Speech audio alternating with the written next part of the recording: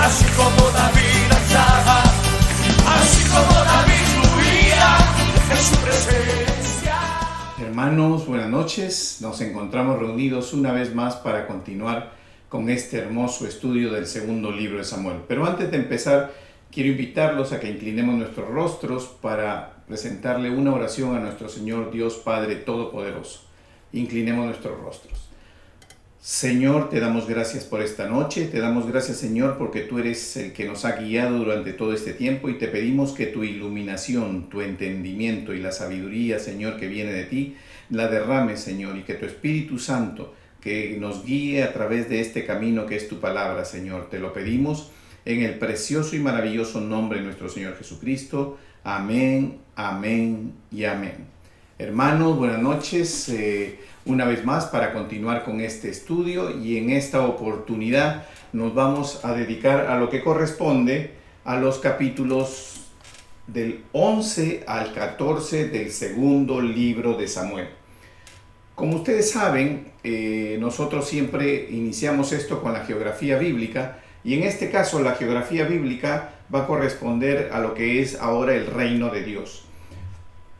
En lo que respecta ya en este segundo libro, que habla exclusivamente de la historia del rey David, nos vamos a dar cuenta que ya siempre se está hablando del reino de David. Ya no se hace estas divisiones de decir el reino de Judá, cuando se refirió a la tribu de Judá que solo lo había reconocido. Ya ahora que todas las 12 tribus lo han reconocido a él, entonces ahora se habla del reino de David. Y la historia que vamos a ver específicamente tiene que ver del rey David y Betsabé. Es una historia que realmente, si usted se pone a pensar quién escribió esta historia, es una persona que tiene que haber sido guiada por el Espíritu Santo. Porque escribir una historia donde solo se relata pecado, vamos a ver que es una de las historias de la vida del rey David, donde nos muestra al rey David, ¿no?, cometiendo un pecado tras otro, ¿no? Y esto nos hace ver a nosotros la humanidad con la que este rey desenvolvía, y cómo a su vez, siendo un hombre que caía en el pecado y se dejaba dominar por su concupiscencia, también lo vamos a ver a él de una manera arrepentido, de un hombre que reconoce que ha hecho mal y da vuelta para atrás y no vuelve a pecar sobre lo que él ya antes había hecho. Por eso nos vamos a ir dando cuenta, y por eso sabemos que Dios dice que es su corazón conforme a Jehová. Por eso el día de hoy vamos a explicar esto, y lo vamos a hacer desde el capítulo 11. Por favor, los invito a que vayan a sus Biblias al capítulo número 11. Dice, versículo 1. Aconteció al año siguiente, en el tiempo que salen los reyes a la guerra. Observen ustedes que lo primero que se hace mención en la primera parte de este versículo es el tiempo en que los reyes salen a la guerra. ¿Qué quiere decir? De que desde ya nos está diciendo que si en la historia que vamos a describir hay una guerra, David no debería estar en su casa o en su palacio, debería estar en la guerra, porque es el tiempo que todos los reyes, no solo el rey de Israel, sino todos los reyes deben salir a la guerra, porque en ese entonces los reyes conducían a sus ejércitos. Continuamos para ir entendiendo. Dice, aconteció al año siguiente, en el tiempo que salen los reyes a la guerra, que David envió a Joab. Joab es su general, ya lo sabemos, su comandante general de todo su ejército, y con él a sus siervos y a todo Israel. Cuando se refiere a eso, se refiere a todos los soldados de Israel. Y destruyeron a los amonitas y sitiaron a Rabá, pero David se quedó en Jerusalén. Aquí empezamos con esta historia, y ya empezamos conociendo de que, siendo el tiempo que los reyes deben salir, David no lo hizo. Y sucedió un día, al caer la tarde, que se levantó David de su lecho. Era al caer la tarde, o sea, estamos hablando del tiempo de terminar la luz del día para empezar lo que vendría a ser la noche. Entre 6 y 8 de la noche, dependiendo del lugar, que tan rápido oscurezca. Dice, al caer la tarde y al empezar, ¿no?, lo que vendría a ser la noche. Y él se está levantando de su cama, como obviamente todos los hombres, todos los soldados han ido a la pelea, a la guerra, él se encuentra solo y todo el pueblo de Israel básicamente está en ese momento poblado por las mujeres de estos. Por eso es que se ve que él está prácticamente relajado, está descansando. Siendo la tarde, él se levanta de una siesta. O sea, él está viviendo separado realmente de lo que está sucediendo con su ejército en la guerra. Seguimos. Y se paseaba sobre el terrado de la casa real y vio desde el terrado a una mujer que se estaba bañando, la cual era muy hermosa. ¿Qué es lo primero que él hizo? Vio. Quiere decir de que él hizo una acción, es del verbo ver, actuó, se detuvo a mirar. Versículo 3. Envió David a preguntar por aquella mujer y le dijeron, aquella es Betsabé, hija de Elián, mujer de Urías Eteo. O sea, después de que vio, sabemos que la palabra, la ley de Dios, la ley de Moisés, establece bien claro que él no puede tomar la mujer de otro hombre. Entonces, ¿qué es lo que hizo él? En lugar de rechazar, de huir de la tentación de su concupiscencia, él lo que hizo fue enviar, no se retractó, sino envió David a preguntar por aquella mujer. Llamó a sus siervos prácticamente para que le dijeran quién era esa mujer. Y no solo le informaron quién era, sino le dijeron prácticamente es una mujer casada, porque le dijeron es la mujer de Urías Eteo. Dice, hasta ahí ya conocemos que David está comenzando a transgredir lo que vendría a ser la ley de Dios. Versículo 4 dice, y envió David mensajeros y la tomó, y vino a él, y él durmió con ella. Luego ella se purificó de su inmundicia y se volvió a su casa. O sea, no solamente la vio, no solamente envió a preguntar por ella, sino que posteriormente envió y la mandó traer. Como ustedes ven, hasta este momento, esta mujer no se le está encontrando, la palabra no la está presentando a ella con una acción voluntaria. Betsabé, en lo que hemos descrito, es una mujer que está siendo conducida, ha sido vista, ella no se exhibió, o sea, ella estaba en su casa, ha sido vista, la mandan traer, ¿no? Y el rey dice, la tomó y se acostó con ella. ¿Qué significa esto? Significa que la voluntad de ella no estaba siendo ejercitada. Ella estaba en obediencia, en sumisión y en sujeción, porque obviamente no la había mandado llamar cualquier hombre, era el rey de Israel el que la había mandado llamar. Entonces, como la palabra nos va describiendo, vemos a un David en una comisión progresiva, ¿no? Que como primero concibe en su mente el pecado, ¿no? Se deja dominar por esa concupiscencia, su debilidad por las mujeres, que le hemos conocido que él tomó muchas mujeres y en lugar de ir y buscar una de las que ya tenía, él deseó la mujer de otro hombre, ¿no? La mujer de su prójimo la deseó. Entonces él tomó a esta mujer y estuvo con ella. Ya hemos dado cuenta de que la palabra es descriptiva en forma específica del pecado de David, pero no vemos que haga mención de alguna manifestación voluntaria de que la mujer haya cedido, que la mujer haya manifestado que ella estaba haciendo. Observen. Seguimos.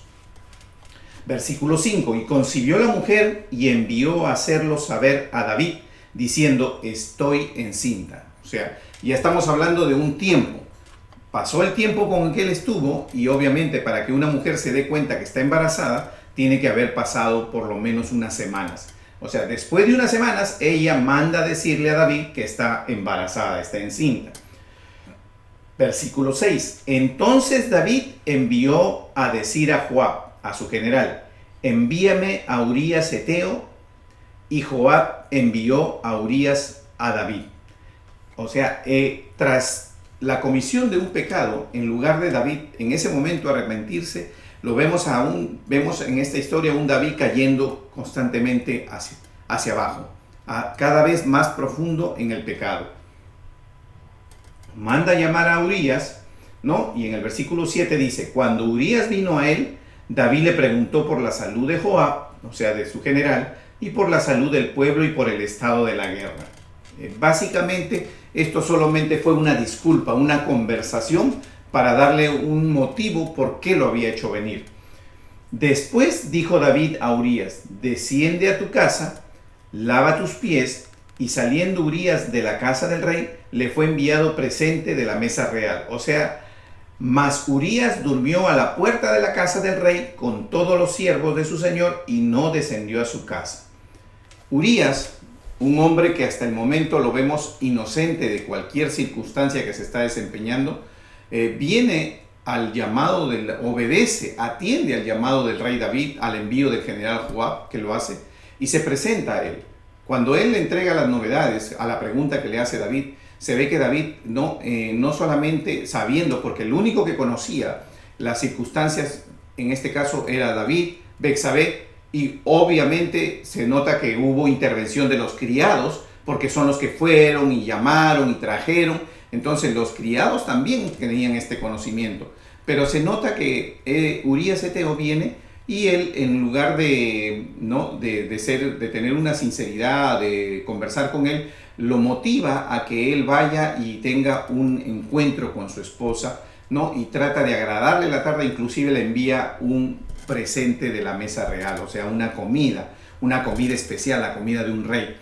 Como ustedes pueden ver, no siempre el recibir la atención, el recibir el regalo, el recibir una manera de consideración, a veces tiene, y ya lo hemos visto y lo hemos mencionado, a veces tiene escondido atrás una mala actitud, una mala acción. En este caso, David, ni aún en su buena acción de ofrecerle la mesa, el presente de la mesa real y enviarlo a su casa, ni aún así era para desearle algo bueno, sino era para qué, con la intención de cubrir su pecado, para que él pueda estar con su mujer y él pensara que el hijo que iba a tener su mujer iba a ser hijo de él y no de David. Seguimos. ¿No? Y en el versículo 9 termina diciendo que él en ningún momento hizo eso. Muy por el contrario, se quedó, dice, a la puerta de la casa del rey. O sea, durmió en lo que corresponde el palacio del rey David y no descendió a su casa. ¿Por qué?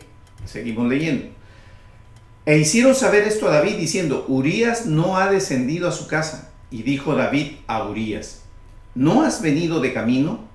¿Por qué, pues, no descendiste a tu casa?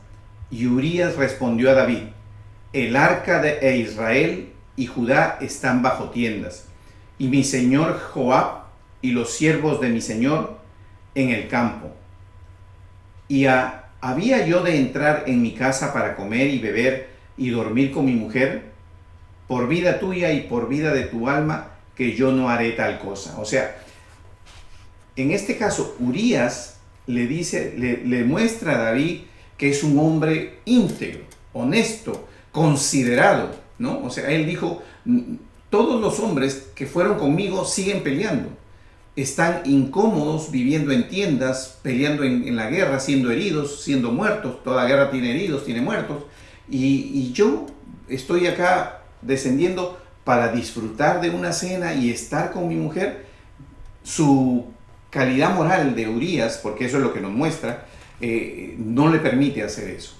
Entonces vemos que pone a David aún más en un compromiso. Y vemos un David descendiente en el pecado cada vez más y más profundo. Y así es el pecado. Nos arrastra uno tras otro. ¿Por qué? Porque se aprovecha, porque era un pecado justo y exactamente de la parte débil de él, ¿no? Porque eso quiere decir que el enemigo se aprovecha de la parte de tu debilidad para hacerte caer.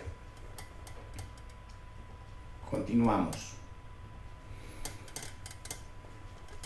Versículo 12. Y David dijo a Urías: quédate aquí aún hoy, y mañana te despacharé. Y se quedó Urías en Jerusalén aquel día y el siguiente. Y David lo convidó a comer y a beber con él, hasta embriagarlo. Y él salió a la tarde a dormir en su cama con los siervos de su señor, mas no descendió a su casa. Imagínense, tengan ustedes la idea de un hombre que aún ebrio le mostró a David tener una capacidad de dominio, de control, de autocontrol y no desviarse de sus principios. Es algo muy importante. Los principios que él tiene son los principios de Dios. Él cree en el Dios de Israel y respeta todo lo que se está haciendo. Y esos principios no son quebrados ni aun cuando él está ebrio, porque dice bien claro que David lo embriagó con la intención de que, lo invitó a comer con la intención de que, con la intención de que él bajara a su casa y pudiera estar con su esposa. Sin embargo, eso no sucede como lo seguimos viendo. Versículo 14. Venida la mañana, escribió David a Joab una carta, la cual envió por mano de Urías. Y escribió en la carta diciendo: poned a Urías al frente en lo más recio de la batalla, y retiraos de él para que sea herido y muera. Esto vendría a ser la culminación del pecado de David. Al verse imposibilitado de poder engañar, entonces él trata y lo manda a él prácticamente a matar. Él prácticamente a través de su orden lo manda a matar. ¿Usando qué? Usando la espada de Amón, que es el enemigo con el que están peleando. ¿Se dan cuenta ustedes cómo el pecado lo llevó a él hasta ese extremo de mandarlo a la muerte a Urías? El hombre que solo le mostró a él que respeto, le mostró a él respetar no solamente las leyes de Dios, sino respetar y reverenciar a los hombres que están peleando y están haciendo algo honroso por el pueblo. Sin embargo, la paga que recibe del rey David es la muerte. Y esto nosotros sabemos que según la ley de Dios, en ese entonces es vida por vida, ojo por ojo, diente por diente. O sea que si él hubiera sido juzgado, David, conforme a la ley, le correspondería la muerte en su sentencia por haber mandado matar a Urías. No fue así, sabemos en la historia que no fue así, la vamos a seguir leyendo y la vamos a ir describiendo. Dice: así fue que cuando Joab sitió la ciudad, puso a Urías en el lugar donde sabía que estaban los hombres más valientes. Y saliendo luego los de la ciudad, pelearon contra Joab, y cayeron algunos del ejército y de los siervos de David, y murió también Urías Eteo. Obviamente se cumplió. ¿Por qué? Porque era el lugar donde más muertos había, por ser la parte más álgida. Sin embargo, también sabemos que los hombres que iban ahí eran los más valientes. O sea, Urías murió cumpliendo con todos los requerimientos que en ese momento se le podía exigir a un hombre como soldado, como hombre, ¿no? En consideración a Dios y en consideración a sus propios generales en el ejército de Israel. Entonces envió Joab e hizo saber a David todos los asuntos de la guerra. Versículo 19. Y mandó al mensajero diciendo: cuando acabes de contar al rey todos los asuntos de la guerra, si el rey comenzara a enojarse y te dijere: ¿por qué os acercasteis demasiado a la ciudad para combatir? ¿No sabéis lo que suelen arrojar desde el muro? ¿Quién hirió a Abimelech, hijo de Jeroboam? ¿No echó una mujer del muro un pedazo de una rueda de molino y murió en Tebes? ¿Por qué os acercasteis tanto al muro? Entonces tú le dirás: también tu siervo Urías Eteo es muerto. Este pequeño mensaje que le manda el general a David era en la creencia de que David tal vez iba a poder reaccionar para cubrir su pecado, iba a reaccionar de una manera no diferente, tratando de correr la responsabilidad sobre el general Joab. Es por eso, ¿por qué? Porque el general Joab se había dado cuenta que estaba tratando, que hizo lo indebido. Este general conocía, porque recibió la carta, que lo mandó matar. Fue el mensajero y llegando contó a David todo aquello que Joab le había enviado. Y dijo el mensajero a David: prevalecieron contra nosotros los hombres que salieron contra nosotros al campo, bien que nosotros les hicimos retroceder hasta la entrada de la puerta. Pero los flecheros tiraron contra tus siervos desde el muro y murieron algunos de los siervos del rey. Y murió también tu siervo Urías Eteo. O sea, cumple con el mensaje y le hace conocer que Urías Eteo, el esposo de Betsabé, ¿no? Había muerto. Y David dijo al mensajero: así dirás a Joab: no tengas pesar por esto, porque la espada consume, ora a uno, ora a otro, refuerza tu ataque contra la ciudad hasta que la rindas y tú aliéntale. O sea, en ningún momento David se molestó, ni muy por el contrario, le dijo, eso suele pasar, eso suele suceder en las guerras. ¿Qué podemos hacer? La gente muere, oremos por ellos, no, pero continuemos con fuerza para vencer al enemigo. Es todo lo que hizo David. Le dio más bien una felicitación, le dio un reconocimiento al esfuerzo desplazado. Seguimos. Dice, oyendo la mujer de Urías que su marido Urías era muerto, hizo duelo por su marido. Y pasando el luto, envió David y la trajo a su casa, y fue ella su mujer. Y le dio a luz un hijo, mas esto que David había hecho fue desagradable ante los ojos de Jehová. Observen ustedes cómo en el versículo 26, cuando la mujer dice, escuchó que su marido había muerto, ella hizo un luto. Un luto que se estima que puede haber sido aproximadamente de 7 días. El tiempo para David era su peor enemigo. La única manera, porque vemos que aquí el rey David en todo momento estuvo tratando de cubrir su pecado, no de cubrir su pecado con un arrepentimiento y un sacrificio o una entrega a Dios, no, de cubrir su pecado con otro pecado. Entonces, cuando vemos que la mujer ya quedó encinta y hace luto, inmediatamente la manda a traer. ¿Por qué? Porque solo tenemos 9 meses de gestación y antes del pronunciamiento de lo que vendría a ser el bebé en la barriga, entonces él la manda a traer al palacio y la hace su mujer. ¿Para qué? Para que pueda él poder cubrir ante los ojos de las personas que él haya pecado y haya estado con Betsabé. Continuamos. Aquí vemos un David realmente que se nos sale de todo cuadro con respecto al pecado. Un hombre total y absolutamente pecador. Solo una historia así es escrita en la palabra de Dios para mostrarnos a nosotros cómo el dominio de la concupiscencia, de la debilidad de nuestros pecados, de las debilidades que tenemos como hombres, cada quien tiene diferentes debilidades. En el caso de David, las debilidades por las mujeres, el sexo, hay otros que tienen por el dinero, hay otros que tienen por el poder. Cualquiera sea tu debilidad, el enemigo se va a aprovechar, va a tratar de presentarte eso que tú deseas, eso que a ti te gusta, eso que tú de una u otra manera tienes que pelear con tu carne. ¿Por qué? Porque eso es lo que es tu concupiscencia. Seguimos. Dice, entonces, en este mismo versículo 27 termina diciendo que ella dio a luz un hijo y esto fue desagradable ante los ojos de Dios, ante los ojos de Jehová. Capítulo 12 dice, entonces ya sabemos que la trajo inmediatamente después del luto, ya sabemos que ha tratado de cubrir el embarazo para que la gente no note que el hijo que va a tener es de Urías, sino que crean que el hijo que va a tener, que además es cierto, era de David, pero no en la concesión de un pecado, sino en la concesión de un matrimonio regular.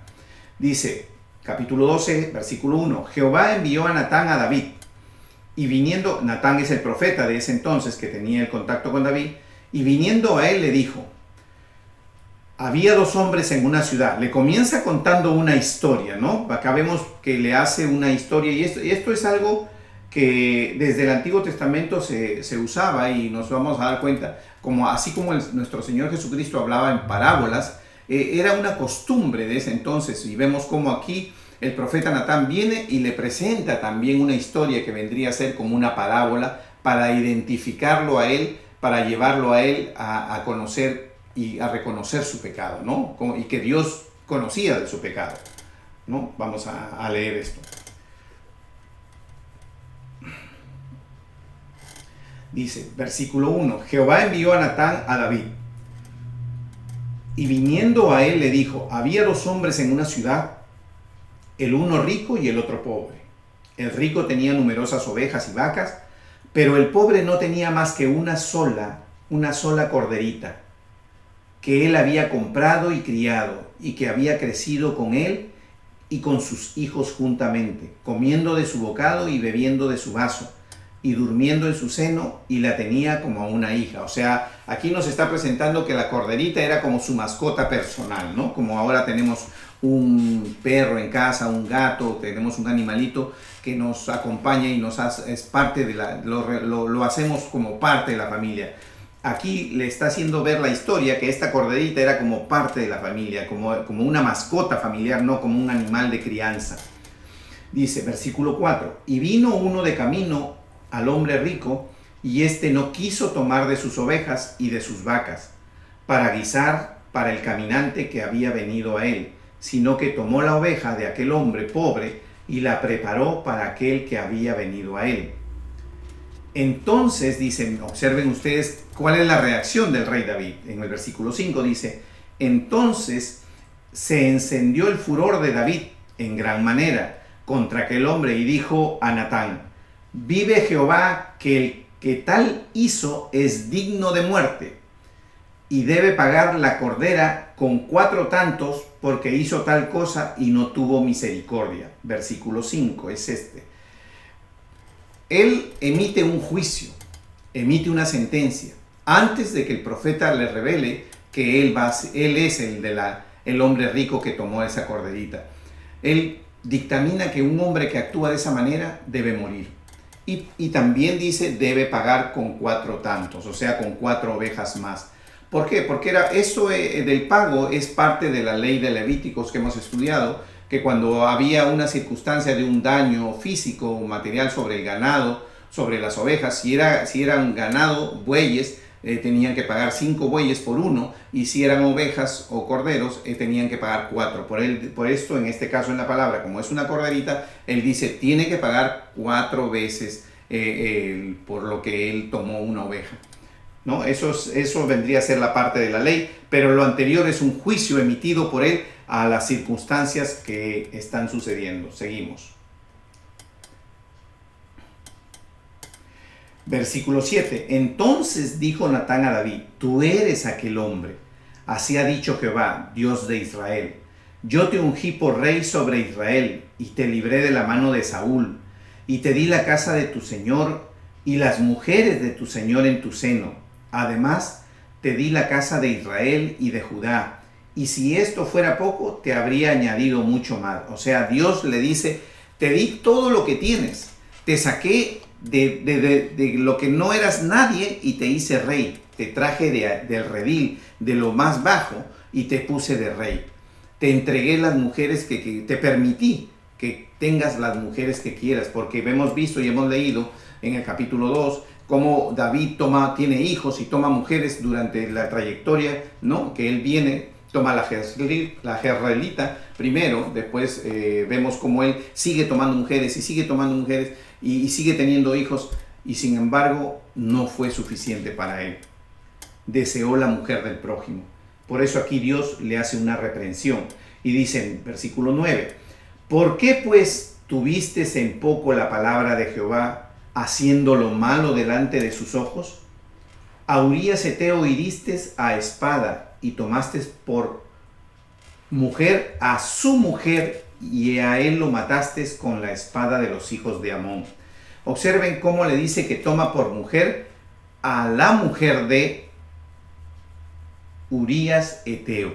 No le está diciendo y tomaste la mujer de Urías Heteo y ahora es tu mujer. No, le dice, y tomaste por mujer la mujer de Urías Heteo, al quien tú mataste. O sea, el hecho que haya muerto por la espada de Amón no significa que tú no eres responsable. Tú eres el responsable porque lo hiciste, o sea, lo mataste con la espada de Amón, porque él lo mandó poner donde él estaba, si no, no hubiera muerto.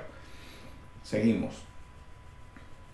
Dice, versículo 12, versículo 10, dice, por lo cual ahora no se apartará, y aquí Dios le da a él, un castigo, ¿no? Esto es como una maldición sobre él por lo que él ha hecho, ¿no? Una consecuencia de su pecado, le dice. Por lo cual ahora no se apartará jamás de tu casa la espada, por cuanto me menospreciaste y tomaste la mujer de Urías Heteo para que fuese tu mujer. Y siempre le está mencionando la mujer de Urías para que sea tu mujer, ¿no? Y entonces al decirle que jamás se apartará de tu espada, le dice, o sea, que habrá muerte, ¿no? Por pelea, por espada, en tu casa, o sea, de tu familia. Versículo 11, así ha dicho Jehová, he aquí yo haré levantar el mal sobre ti de tu misma casa, y tomaré tus mujeres delante de tus ojos y las daré a tu prójimo, el cual yacerá con tus mujeres a la vista del sol. O sea, como tú lo hiciste a escondidas, como tú lo que tomaste la mujer de Urías Eteo de manera secreta para los hombres, no para Dios, dice Dios te quitará tus mujeres, le dice Dios te quitaré tus mujeres y las entregaré a la luz del día, en público, para que todo el mundo se enteren. Observen esta palabra porque en el desarrollo más adelante, conforme lo vamos a ir viendo, se va a ver el cumplimiento de lo que Dios dispuso para él. Dice, versículo 14, versículo 13, entonces dijo David a Natán, pequé contra Jehová. Aquí empieza ya nuevamente el cambio de David, reconociendo su pecado. Y Natán dijo a David, también Jehová ha remitido tu pecado, no morirás. Recuerden que hemos dicho que en la ley de Dios, el hombre que hacía esto debía morir. Pero aquí ya, así como Jehová conocía que su corazón de David era conforme al de Dios, y sabía que su arrepentimiento era verdadero y que esto no iba a volver a suceder, no iba a ir tras la mujer de otro hombre, entonces él dice, pequé contra Jehová. Y ese reconocimiento que hace David, ya Dios, que es el que conoce todo y sabe hasta antes de que digamos la palabra que vamos a decir que tenemos en la boca, él ya la sabe. Asimismo él le dice a través del profeta que ya sabía que él se iba a arrepentir verdaderamente y le dice, tu pecado ha sido perdonado, no morirás. Entonces el Señor lo exime de morir por lo que hizo. Versículo 14, mas por cuanto con este asunto hiciste blasfemar a los enemigos de Jehová, el hijo que te ha nacido ciertamente morirá. Observen cómo en este caso el hijo de Betsabé que concibieron en pecado, porque cuando lo concibieron ella era la mujer de Urías, le dice el Señor que morirá y no hay nombre en la historia. Observen cómo a través del desarrollo este hijo no tiene nombre. 15. Y Natán se volvió a su casa y Jehová hirió al niño que la mujer de Urías había dado a David y enfermó gravemente. Hemos visto cómo a través de estos versículos se ha desplazado el tiempo. Sabemos que la trae antes de que la gente se enterara de que realmente el embarazo era de Urías, para que parezca que el embarazo era con David. Y ahora vemos que ya aquí en el versículo 15 el niño ha nacido y Dios lo ha herido gravemente. Versículo 16. Entonces David rogó a Dios por el niño, y ayunó David, y entró y pasó la noche acostado en tierra. Y se levantaron los ancianos de su casa y fueron a él para hacerlo levantar de la tierra, mas él no quiso ni comió con ellos pan. O sea, él comenzó a realizar un proceso de súplica, de oración, de arrepentimiento, ¿no? Para que el niño, la vida del niño sea recuperada, para que el castigo que estaba recibiendo a través de las consecuencias del pecado que estaba teniendo sean redimidas también por Dios. Porque recuerden que recuerden aquí que está en el versículo 13, Dios le remite, o sea, le perdona la vida a él, pero la consecuencia de su pecado no está perdonada. Entonces vemos aquí como una persona que ha concebido en pecado pues, es perdonada, pero el niño paga la consecuencia porque fue concebido en pecado. Versículo 18. Y al séptimo día murió el niño. 7 días después que fue herido, murió el niño. Y temían los siervos de David hacerle saber que el niño había muerto, diciendo entre sí, cuando el niño aún vivía, le hablábamos y no quería oír nuestra voz. ¿Cuánto más se afligirá si le decimos que el niño ha muerto? Mas David, viendo a sus siervos hablar entre sí, entendió que el niño había muerto, por lo que dijo David a sus siervos, ha muerto el niño, y ellos respondieron, ha muerto. Versículo 20, y observen aquí la actitud de David porque es muy importante. Entonces David se levantó de la tierra, se lavó y se ungió y cambió sus ropas y entró a la casa de Jehová y adoró. ¿Qué significa esto? ¿Qué significa que estuvo ayunando, estuvo en tierra acostado, estuvo suplicando, estuvo orándole a Dios para que salvara o exonerara al niño, ¿no? Que estaba pagando la consecuencia del pecado de él. Y cuando el niño muere, él deja todo, se viste, come, se va y adora a Jehová. ¿Por qué? ¿Qué significa esto? Significa que él acepta la voluntad de Dios. ¿Por qué él va a adorar a Dios? Porque él no está enojado con Dios. Él no está resentido con Dios. Muy por el contrario. La actitud de ir a orar a Dios cuando el hijo ha muerto es decirle a Dios: Señor, acepto tu voluntad. Me dolió en mi corazón, me duele en mi corazón. La descripción que vamos a leer más adelante, cuando los siervos le hablan a él, él hace notar de que ya no hay nada más que hacer. ¿Por qué? No porque Dios no podría levantar al niño de la muerte, lo podría levantar, pero él era consciente que el niño estaba sufriendo la consecuencia de su pecado y que Dios solo había remitido la muerte de él, no la consecuencia del pecado. Dios es soberano, él puede perdonar el pecado y al mismo tiempo puede remitir y evitar la consecuencia del pecado. Pero en algunas circunstancias Dios perdona, o en la mayoría, en todas las circunstancias, Dios perdona el pecado cuando las personas se arrepienten, pero muchos tenemos que cumplir las consecuencias de ese pecado. Tenemos que pasar por esa travesía que no es fácil y hasta dolorosa muchas veces, ¿no? Que significa la consecuencia del pecado. Y eso es lo que sucede. Pero posterior, cuando ya esto ha terminado, entonces él, en lugar de continuar normal, muy por el contrario, regresa al templo para decirle a Dios en adoración: Señor, acepto tu voluntad. Esa es tu voluntad, yo la acepto. Porque eso significa ir a adorar a Dios. O sea, ir a adorar a Dios, adoradores en espíritu y en verdad, con un corazón entregado, una verdadera adoración, ¿no? ¿Para qué? Para mostrar qué es lo que realmente él ya tenía en su corazón. Nos vamos dando cuenta aquí que ya es otro David. El David que estaba pecando terminó. Entonces el versículo 20 dice bien claro que él fue a la casa de Jehová y adoró. Después vino a su casa y pidió, y le pusieron pan y comió. ¿Se dan cuenta? Y le dijeron sus siervos: ¿qué es esto que has hecho? Por el niño viviendo aún ayunabas y llorabas, y muerto él te levantaste y comiste pan. Y él respondió: viviendo aún el niño, yo ayunaba y lloraba, diciendo: ¿quién sabe si Dios tendrá compasión de mí y vivirá el niño? Observen, no dijo quién sabe si Dios tendrá compasión del niño. Él dijo: ¿quién sabe si Dios tendrá compasión de mí? ¿Por qué? Porque lo que estaba viviendo el niño era la consecuencia de su pecado. Entonces él estaba pidiendo que esa misericordia que había tenido para la vida de él sea extendida hasta la vida del niño. Eso es lo que él está queriendo decirles.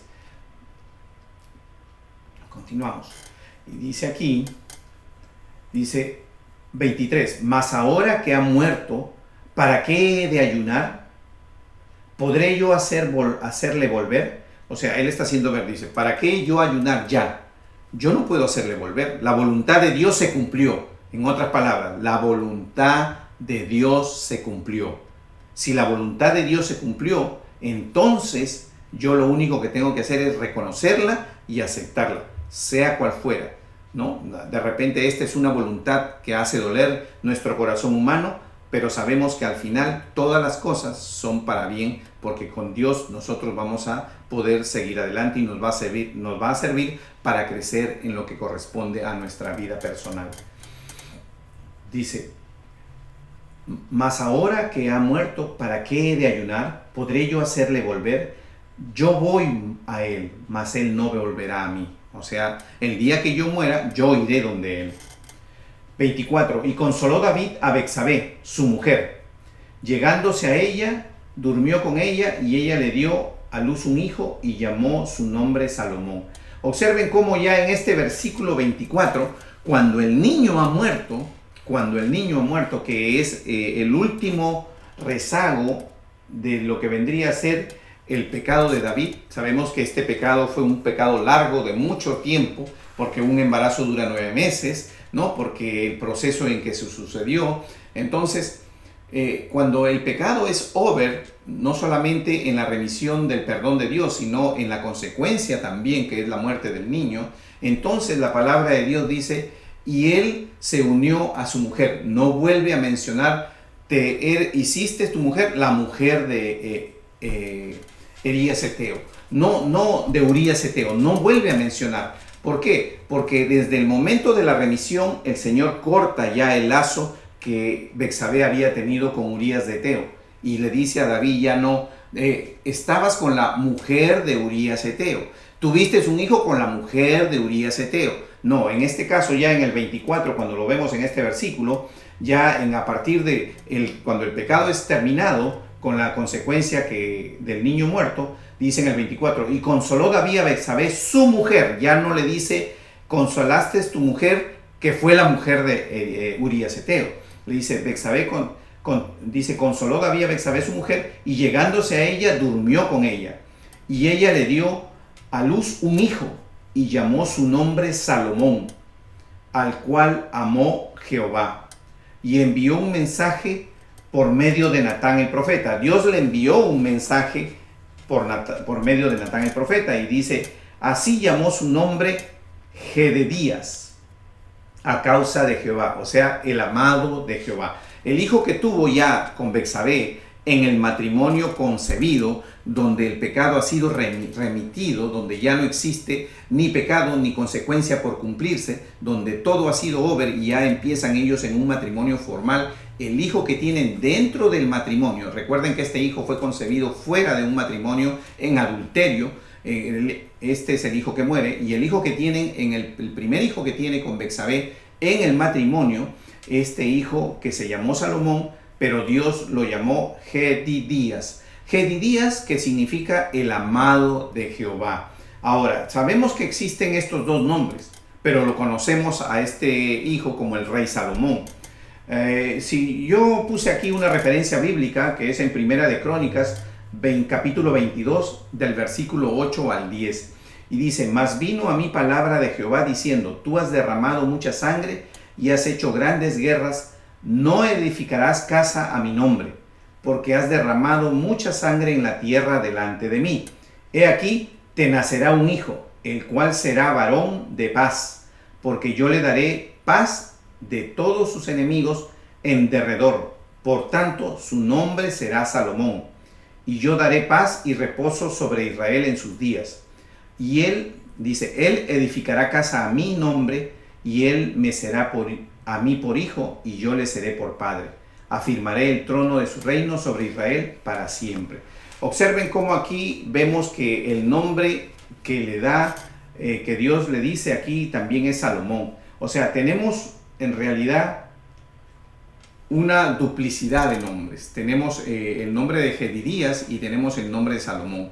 No podremos establecer cuál fue primero realmente, pero podemos prever que Salomón y Jedidías son dos nombres con los cuales se identifica este rey que viene a ser el sucesor del reino de David. Y es realmente el rey que va a construir el primer templo de Dios, ¿no? Porque así lo dispone Dios cuando vemos en la referencia bíblica de Crónicas, ¿no? Que Salomón va a ser el primer rey que cumpla con este deseo que David lo inició, que lo quiso hacer, pero que no lo permitió Dios por razón de que él fue un hombre de guerra y hubo mucha sangre en sus manos. Por eso aquí nosotros podemos ver que es muy interesante ver cómo Dios bendice, no solamente castiga al hijo que estuvo fuera del matrimonio concebido, sino que al hijo del matrimonio lo bendice, que es Salomón, ¿no? Antes de su nacimiento ya estaba bendito. Por eso le dice, no, el hijo que tuvieras, porque es antes de su nacimiento, ¿no? Entonces nos vamos dando cuenta así. Y con esta referencia nosotros seguimos, capítulo 12. Dice, David captura Rabá. Dice, Joab peleaba contra Rabá. Entonces aquí ya nos terminamos la historia prácticamente de lo que vendría a ser Betsabé y David y Urías de Eteo. Y empezamos ya aquí con lo que vendría a ser un conflicto que más adelante tiene que ver con los hijos de David también. Jehová peleaba contra Rabá de los hijos de Amón y tomó la ciudad real. Entonces envió Joab mensajeros a David diciendo, yo he puesto sitio a Rabá y he tomado la ciudad de las aguas. Reúne pues ahora al pueblo que queda y acampa contra la ciudad y tómala. No sea que tome yo la ciudad y sea llamada de mi nombre. Dice, y juntando David a todo el pueblo, fue contra Rabá y combatió contra ella y la tomó. En otras palabras, su general lo motivó a David a que después de que él se había quedado, porque era el tiempo en que los reyes iban a la guerra, le dice, bueno, es hora de que vayas y tomes esta ciudad, porque no vaya a ser que vaya yo y digan que soy yo el que está empezando ya a tomar las ciudades, que soy, o sea, que el mérito y el reconocimiento como que se está desviando para mí. Pero como era un hombre leal, un hombre de realmente que reconocía y respetaba lo que era el reinado de David, le presenta esta circunstancia a David y lo invita a que vaya a él a pelear. Y a esto vemos en el versículo 29, David va, en el versículo 30 dice, y quitó la corona de la cabeza de su rey, la cual pesaba 1 talento de oro. Un talento, aquí lo escribí yo, referencia al tiempo del Antiguo Testamento, es de aproximadamente 34 kilos de peso. Observen ustedes la cantidad de peso que tenía esta corona de oro que le quita al rey, ¿no? Al que vendría a ser de los hijos de Amón, al rey de Rabá. Y dice, y tenía piedras preciosas y fue puesta sobre la cabeza de David. Y sacó muy grande botín de la ciudad. Sacó además a la gente que estaba en ella y los puso a trabajar con sierras, con trillos de hierro, dice, ¿no? Hachas de hierro, y además los hizo trabajar en los hornos de los ladrillos, y los mismos hizo a todas las ciudades de los hijos de Amón, y volvió David con todo el pueblo a Jerusalén. Hermanos, como ustedes pueden ver, este capítulo 12 es grande, lo hemos explicado para poder entenderlo. Vemos aquí cómo un David cae en el pecado, en la debilidad de su persona que tenía con las mujeres, ¿no? Específicamente con la lujuria prácticamente, porque él cuando observa a la mujer, a Betsabé, ¿no? Que se está bañando, vemos que él la desea, y en lugar él de huir, como dice la palabra, o en lugar él de cubrir esto y ir en busca de sus mujeres, él desea una nueva mujer, la mujer de su prójimo que no le correspondía. Pero también es importante resaltar que en ningún momento en la palabra vemos a una Betsabé pecando. No vemos a una Betsabé que se le dice y se le extendió el perdón a Betsabé. ¿Por qué? Porque Betsabé no tuvo manejo de su voluntad. Primero, el acto que motivó la comisión del pecado de David no fue promovido por Betsabé. Betsabé estaba en el desarrollo y en el desenvolvimiento regular de su quehacer como mujer, ¿no? Tomar una ducha en su casa es algo que no tiene comisión de pecado, sino está dentro de la vida rutinaria de una persona. Entonces, la persona que la mandó llamar, ¿no? Y la hizo traer, porque dice la palabra que la hizo traer, o sea, no hubo opción a que ella dijera no voy a ir, ¿no? Porque no sabía tampoco con qué intención tal vez la estaban trayendo en ese momento, solo sabía que el rey la mandó llamar, ¿no? En este caso podemos decir, como hemos visto en la historia de Mefiboset, que el rey mandó llamar a Mefiboset, ¿no? David, y le entregó todo lo que eran las tierras del rey, lo bendijo, lo hizo sentar en su mesa y lo hizo permanecer en el palacio. Lo bendijo, y vemos que fue una acción muy honorable de David, y no en cumplimiento de un compromiso que había levantado con Jonatán. Pero aquí vemos que también el rey mandó llamar, pero mandó llamar a Betsabé. ¿Para qué? Para la comisión de un pecado. Entonces nosotros tenemos que ser siempre personas que debemos evitar que nuestra concupiscencia, nuestra debilidad personal en lo que es mujeres, sexo, poder, dinero o cualquier otra cosa en la cual estemos inclinados o tengamos esa debilidad, no nos deje o no nos lleve al pecado, porque un pecado nos va a llevar a otro pecado y nos va a hacer caer en todo esto. Bueno, se extendió el tiempo, hermanos, no he podido avanzar más, pero era necesario explicar bien este capítulo muy interesante, y los invito a que me acompañen el próximo martes, ¿no? A las 8:30 de la noche para terminar los capítulos 13 y 14 que estábamos pendientes de acabar. Gracias por su atención, Dios los bendiga.